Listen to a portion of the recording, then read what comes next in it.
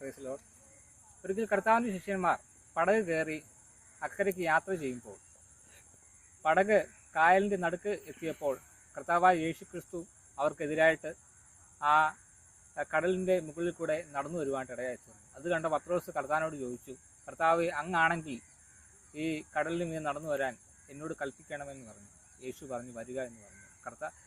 പത്രോസ് ഒന്നും നോക്കാതെ ആ പടകിൽ നിന്ന് ഇറങ്ങി കടലിൻ്റെ മുകളിൽ കൂടെ കർത്താവിൻ്റെ അടുക്കിലേക്ക് കടന്നു വരുവാനിടയായി. എന്നാൽ അവിടെ എഴുതിയിരിക്കുന്ന കാറ്റ് കണ്ട് അവൻ ഭയന്നു തുടങ്ങിയപ്പോൾ അത് മുങ്ങിപ്പോട്ടയായിരുന്നു. പ്രിയപ്പെട്ടവരെ, കർത്താവിൻ്റെ വാക്ക് കേട്ട് ആ വിശ്വാസ ജീവിതത്തിലേക്ക് ഇറങ്ങിത്തിരിച്ച് ചുറ്റും നോക്കുമ്പോൾ കാറ്റും കടലിൻ്റെ അനുഭവങ്ങളിൽ പെട്ട് മുങ്ങിപ്പോകുന്ന അനുഭവം നമ്മുടെ ജീവിതത്തിൽ ഉണ്ടാകുമ്പോൾ കർത്താവ് തരുന്നൊരു ഉറപ്പുണ്ട്.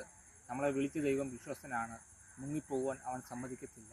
കർത്താവ് പത്രോസിൻ്റെ കൈ പിടിച്ച് അവനെ ആ മുങ്ങിത്താന്നു പോകുന്ന അവനെ മുകളിലേക്ക് വലിച്ചെടുക്കുവാൻ ഇടയായി. നമ്മുടെ ദൈവം വിശ്വസ്തനായ ദൈവമാണ്. വിളിച്ചിറക്കിയ ദൈവം അവൻ വഴി വിട്ടു പോകുന്നതിനല്ല. വിശ്വസ്തതയുള്ള ദൈവം നമ്മളെ അന്ത്യത്തോളം വഴി നടത്തുവാൻ ഇടയായിത്തീരും. ദൈവം എല്ലാവരെയും അനുഗ്രഹിക്കും.